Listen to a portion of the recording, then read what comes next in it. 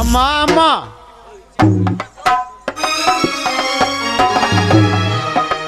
ಏನಪ್ಪ? ಅಮ್ಮ, ನಿನ್ನ ಆಸೆಯಂತೆ ಕೈಗೂಡಿದೆ. ನಾನು ಪರೀಕ್ಷೆಯಲ್ಲಿ ಪಾಸ್ ಆಗಿದ್ದೇನೆ. ಹೌದಾ? ಕೊನೆಗೂ ನಿನ್ನ ಆಸೆ ಕೈಗೂಡ್ತಲ್ಲಪ್ಪ. ನಿಮ್ಮ ತಂದೆಯವರು ಯಾವಾಗೂ ಹೇಳ್ತಾ ಇರಲಿಲ್ವಾ, ಕಷ್ಟಕ್ಕೆ ತಕ್ಕ ಪ್ರತಿಫಲ ದೊರಕುತ್ತೆ ಅಂತ?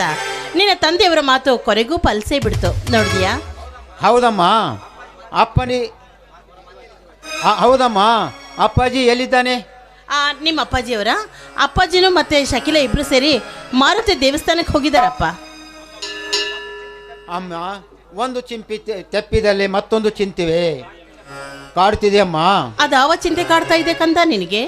ನೋಡಮ್ಮ, ರೈಲ್ವೆ ಮಾಸ್ಟರ್ಲಿ ಇಂದು ಅರ್ಜಿ ಹಾಕಿ ಅಂತ ಹೇಳಿದ್ದಾರೆ. ಅದಕ್ಕೆ 18 ರೂಪಾಯಿ ಹತ್ತಿವೆ. ಅದು ಕೂಡ ನಮ್ಮ ಬಳಿ ಇರಬಾರದೆ. ಹೌದಾ? ನೋಡು, ನೀನೇನು ಚಿಂತೆ ಮಾಡಬೇಡ. ಮೊನ್ನೆ ಶೆಟ್ರು ಸಿಕ್ಕಿದ್ರು. ನಿಮ್ಗೇನಾದರೂ ಸಹಾಯ ಬೇಕು ಅಂದರೆ ನನ್ನನ್ನು ಕೇಳಿ ಅಂತ ಹೇಳಿದರು.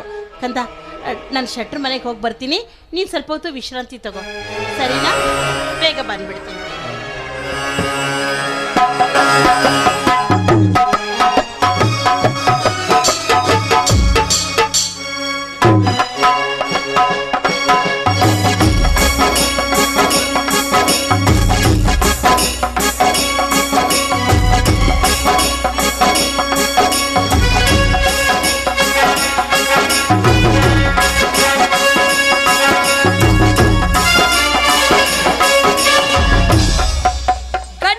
ಹುಟ್ಟಿ ತಂದೆ ತಾಯಿನ ತಿರುಪಿಗೆ ಕಳಿಸೋ ನಿನ್ನಂಥ ಷಂಡ ಮಗನಾಗಿ ಹುಟ್ಟಿದ ಮೇಲೆ ನೊಂದುಕೊಳ್ಳದೆ ಏನ್ ಮಾಡ್ತಾರೆ ನಿಮ್ಮ ತಂದೆ ತಾಯಿ?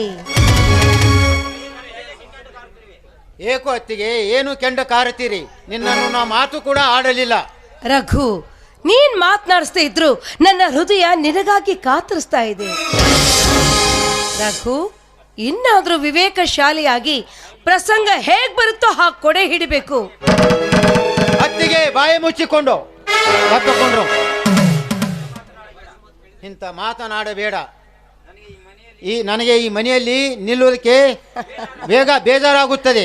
ರಘು, ನೀ ನನ್ನನ್ನು ಎಷ್ಟೇ ತುಚ್ಛವಾಗಿ ಕಂಡ್ರು ನನಗೆ ಸಿಟ್ಟು ಬರೋದಿಲ್ಲ.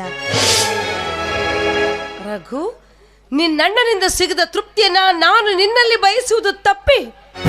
ನನ್ನ ಮಾತು ಕೇಳು, ನೀನು ನನ್ನವನಾದ್ರೆ ನಿನಗೆ ಬೇಕಾದಷ್ಟು ದುಡ್ಡು ಸಿಕ್ಕುತ್ತೆ. ನೀನು ಹಿಂಗ ಮಾಡಿದರೆ ನಿನಗೆ ಸಿಗುವುದು ಇದೇ ಶಿಕ್ಷೆ. ನನ್ನ ಮೇಲೆ ಕೈ ಮಾಡ್ತೀಯಾ? ರಘು, ನಾನು ಆಸೆ ಪಟ್ಟಿದ್ದರೆ ಬಿಟ್ಟು ಕೊಟ್ಟ ಮಾತೇ ಇಲ್ಲ. ನನ್ನ ಮಾತನ್ನ ಕೇಳು.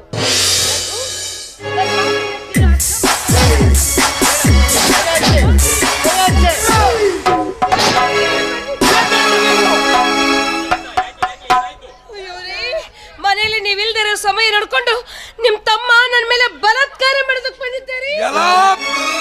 ನನ್ನ ಮಗನೇ, ನಿನಗ ಒಂದು ಕಾಸು ಸಹ ನಿನ್ನ ಪಿಯೂಷ್ ಕಟ್ಟಿಗೆ ಕೊಡಲಿಲ್ಲ ಅಂದು ನನ್ನ ಹೆಂಡತಿಗೆ ಅವಮಾನ ಮಾಡ್ಲಿಕ್ಕೆ ಹೊಂಟಿದೆ ಆ ನೀಚ.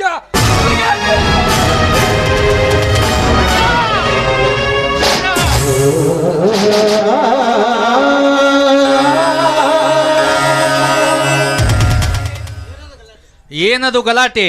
ದಿಲೀಪ, ಏನಾಯ್ತು? ಏನಾಗಬೇಕಪ್ಪ, ಏನಾಗಬೇಕು?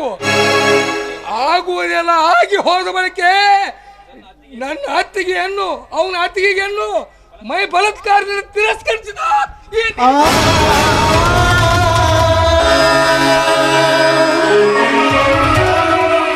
ರಘು, ನಿನ್ನಣ್ಣ ಹೇಳ್ತಾ ಇರೋ ಮಾತು ನಿಜ ಏನೋ? ನೀನು ಎಂತ ನಿರ್ಲಜ್ಜಕ್ಕೆ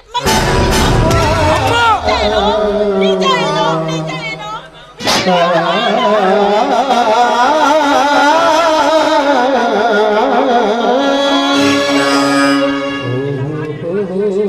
ನಿನ್ನ ಪಾದ ಸಾಕ್ಷಿಯಾಗಿ ಹೇಳ್ತೇನಮ್ಮ.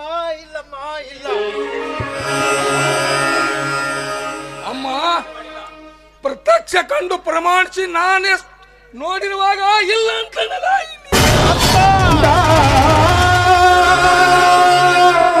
ರಘು, ಸತ್ಯದ ವಿಷಯ ಏನದನ್ನು ಹೇಳು. ಸುಳ್ಳು ಹೇಳಿದರೆ ನಿನ್ನ ಕುತ್ತಿಗೆ ಹಿಚ್ಚಕ್ಕಿ ನಿನಗಿಲ್ಲಾಗಿಸಿ ಬಿಡುತ್ತೇನೆ ಚಾಂಡಾಲ.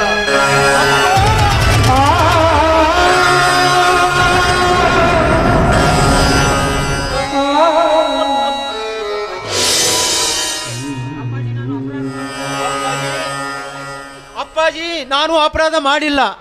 ನಾನು ಅಪರಾಧ ಮಾಡದಿದ್ದರೆ ನನ್ನನ್ನು ಕುತ್ತಗೀಚಿ ಸಾಯಿಸಬೇಡಿರಿ.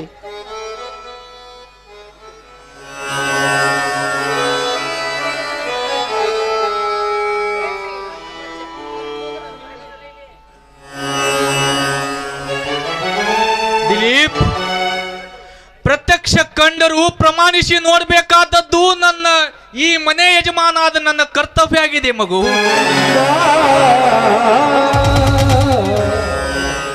ನೀವು ಹಿರಿಯರು, ಈ ಮನೆಯ ಯಜಮಾನರು. ನೀವು ಈ ಮನೆಯ ಯಜಮಾನ ಆದರೆ ಇಂಥ ಕೃತ್ಯ ನಿನ್ನ ಮಗ ಮಾಡ್ತಿರಲಿಲ್ಲ.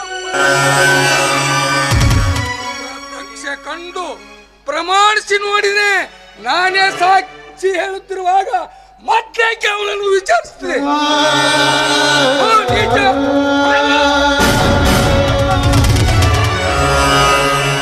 ಹಾಗಾದರೆ ದಿಲೀಪ್, ನೀನು ಸತ್ಯವಾಗಿಯೂ ಆ ದೃಶ್ಯನ ಕಣ್ಣಾರೆಯನ್ನು ಕಂಡಿದೆಯೇನೋ? ಸತ್ಯವಾಗಿ ಕಂಡಿದೆ.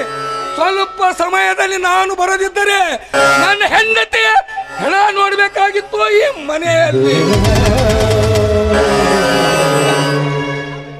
ಸಾಕು ಮಾಡು, ಮುಂದೆ ಮಾತಾಡಬೇಡ. ರಘು, ಅತ್ತಿಗೆ ಹೆತ್ತ ಮನಸ್ಸಮಾನದು ತಿಳಿದೆ ಅನ್ನೋದು. ಅವಳ ಮೇಗೆ ಬಲಾತ್ಕಾರ ಮಾಡೋದಕ್ಕೆ ನಾಚಿಕೆ ಬರಲಿಲ್ಲವೇನೋ ನಿನಗೆ? ಹೊರಬೀಳು ಮೊದಲು ಈ ಮನೆಯಿಂದ.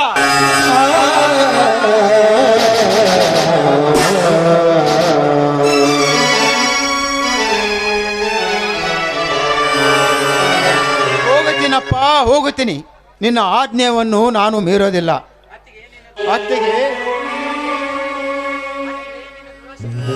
ಅತ್ತಿಗೆ, ನಿನ್ನ ದುರಾಸೆಗೆ ಬೆಲೆ ಕೊಡಲಿಲ್ಲೆಂದು ಈ ರೀತಿ ನೀನು ನನಗೆ ಮೋಸ ಮಾಡಿದೀಯಾ? ಇನ್ನೂ ಒಮ್ಮ ವಿಚಾರಿಸಿ ಅಪ್ಪಾಜಿ. ವಿಚಾರ ಮಾಡುವ ಪ್ರಶ್ನೆ ಮುಗಿದು ಹೋಗಿದೆ. ಸುಮ್ಮನೆ ನನ್ನನ್ನು ರೇಗಿಸಬೇಡ, ಮೊದಲು ಹೊರಗೆ ಬೀಳು.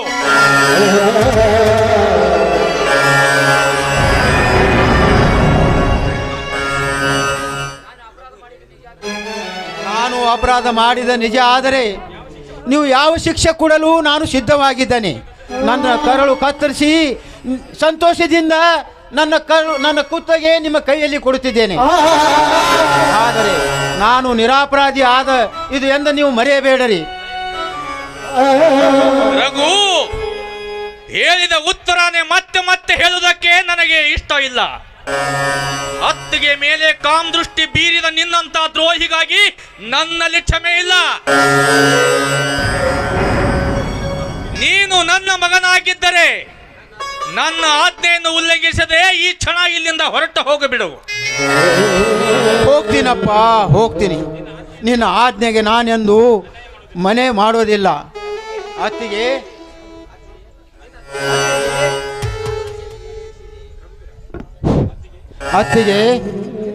ನಿನ್ನ ದುರಾಚಾರನ್ನು ನೆಮ್ಮದಿಲ್ಲದೆ ಈ ರೀತಿ ನನಗೆ ಶಿಕ್ಷೆ ಕೊಟ್ಟೀಯಾ? ಇರಲಿ ತಾಯಿ, ಇರಲಿ ಅಮ್ಮ. ಅಣ್ಣ, ನಿನ್ನ ತಮ್ಮನ ಸ್ವಭಾವ ಏನಂತ ನೀನು ತಿಳಿಯದೆ ನನ್ನನ್ನು, ನಿನ್ನ ಹೆಂಡತಿಯ ಮಾತು ಕೇಳಿ ನೀವು ಇಬ್ಬರು ಕೂಡಿ ನೀನು ನಮ್ಮ ಮನೆಯಲ್ಲಿ ಇರೋದು ಇಷ್ಟಿಲ್ಲಂದರೆ ಹೊರಟು ಹೋಗಂದರೆ ನಾನು ಸುಖವಾಗಿ ಹೊರಟು ಹೋಗುತ್ತಿದ್ದೆ ಅಣ್ಣ. ಪರಂತು ಹೀಗಾಗಿ ನನ್ನನ್ನು ಅಪರಾಧ ಕೊಡೋದು ಇದು ನನಗೆ ದುಃಖ ಆಗುತ್ತದೆ ಅಣ್ಣ.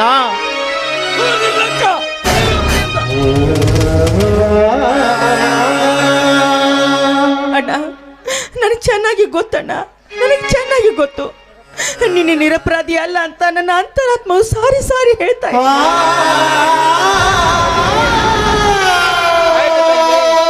ಒಬ್ಬಳು ಆದರೆ ನಾನು ನಿರಪರಾಧಿ ಅಂತ ಹೇಳಿದೆ ಸಾಕು.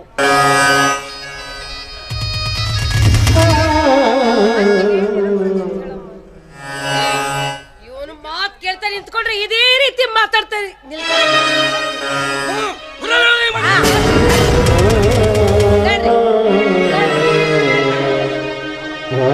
ಹೋಗಪ್ಪ.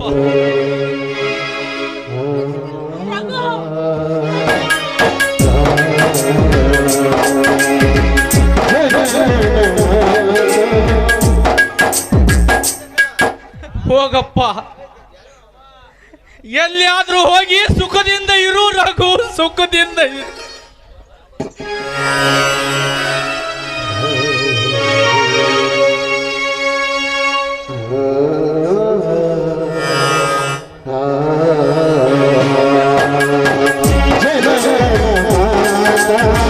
Shri